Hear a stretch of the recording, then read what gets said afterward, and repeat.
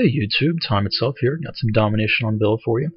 I like to take contracts, especially some of the harder ones. Give me something difficult to try to do and make me play a little differently. Normally the teams we end up playing against don't give me the greatest challenge, and so the contract's kind of something else to try to work for. But I got myself in a sticky situation. I have 2 minutes and 14 seconds to get dogs. So as a result, at the start of this game, I am going to ignore the objectives and just try to get those kills while not dying and hopefully finish this contract off. Playing with my friends makes having a decent game easier, but it makes having a really standout game harder. You really have to get in there to try to work for your kills. The other difficulty is that we like to triple cap, and it's not so much a problem with the spawns, rather it's the length of the game. They're only 6.5, 7.5 minutes long. And as it's going to take me a little more than 2 minutes, maybe closer to 3 to earn dogs in a game, the last 2 minutes or so, unless I'm already on a decent kill streak, is kind of wasted, at least as far as a contract like this is concerned. So that means that like a quarter of the time that I'm running off the clock on the contract isn't really useful to me in terms of earning the contract, as opposed to if the game was just one long 40-minute long game. Of course, you have to hope that during the middle part of the game, the enemies haven't left, and there are actually enough people to run around and try to kill. I always find that I get so much easier to get killed when there aren't people in the game. I just run around and lose sight of what's going on. But when things get serious, we got something I really want to try to do, like this little contract here. That desire to perform under pressure, and seeing what I can actually do when I really go for it, is what I enjoy. But it's not the result I'm quite as interested in, it's what it took to get there. In this case, it's killing 11 people in 2 minutes and 14 seconds without dying. Dogs, they're just the icing on the cake. Or in the case of this game, we win. That's what's important. The fact that I get a whole lot of kills and a pretty good KD is just kind of an extra bonus on top of that. But really, the fact that I get to play Call of Duty with my friends, that's the most important one to me. And of course there's the running around like a crazed lunatic with an SMG. I really can't go wrong with that. Quite honestly, I have a very hard time playing this kind of style of game without my friends with me. The green arrows, the random teammates, they just don't play anything resembling the same style of play, which could probably be described as rabid, or maybe just bloodthirsty and vicious. The one thing I know for sure is that in any other Call of Duty game, I'd have a very hard time approaching this number of kills, and I get close to this on a reasonably frequent basis, just incredibly fast-paced. And this is not a smart situation to step into. I don't recommend doing this, but I think he's AFK. Somehow I managed to get a kill at some point in this game, but whatever. Wow. Dogs make for rage quitters. End of story. So I gave myself 2 minutes and 14 seconds to get dogs, and now I'm going to give myself 2 minutes and 14 seconds to do something else I don't normally do. Alright, I don't like talking about YouTube stuff a whole lot, I'd rather talk about Call of Duty stuff, but it's been a busy month around here, and I think you guys might like an update. At the beginning of August, I decided I'd start a little experiment for my channel and see how things went. I'm sure that my subscribers have noticed that I've increased the frequency of my uploads for the last 3 or 4 weeks. I hope you guys have enjoyed it. I know I've enjoyed making the videos.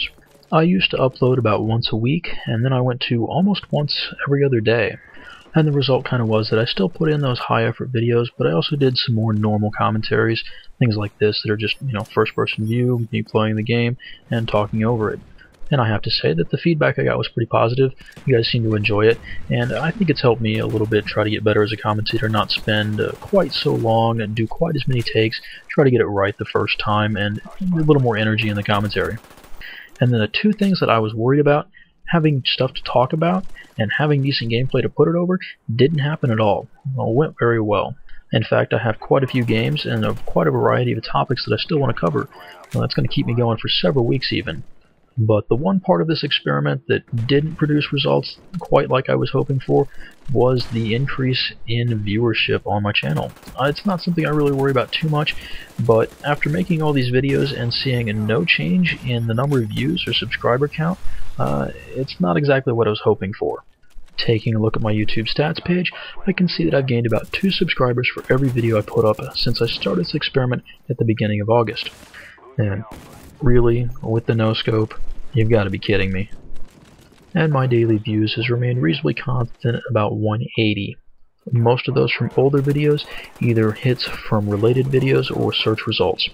Again, it's not that I expect to get thousands of views, it's that I think I'm getting better, and I would kind of like to see some reflection of that in the stats on my channel. But at least you guys, you're still sticking around, so obviously you enjoy it. And my friends, well, you don't get to see their comments because they usually tell me over Xbox Live what they think. Their comments are almost always positive, and so I'm glad they enjoy it, and I'm going to keep making videos, but I am going to have to slow down the upload schedule a little bit, probably only once or twice a week. And I just went over my 2 minutes and 14 seconds for talking about YouTube stuff, so it's back to gaming.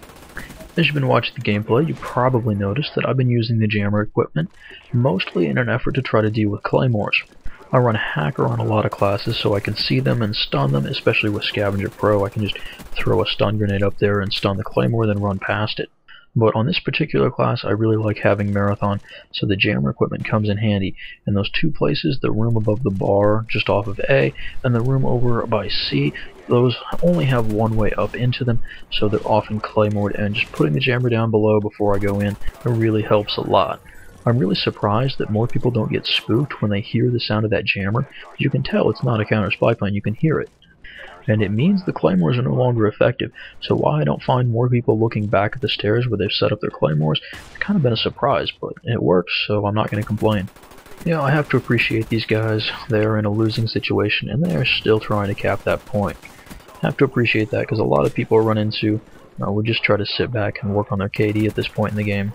I don't know, maybe all those people are the ones who just left the game, either quit or just dashboarded, and the people who are left are the ones who just want to play the game. It's got to be kind of intimidating to come into any game. The other team just has a crushing advantage. They've already got dogs and an SR-71 up. Are you serious? And they're already spread out around the map. That's not a winning situation, but that is the game of Call of Duty for you. Anyway, I want to thank you guys for watching. I hope you enjoyed the video. And I did get a little greedy there at the end, trying to get myself a final kill cam, but we get another one that's pretty good. Seriously, could we get like the whole last second count towards possible kill cams? Whatever.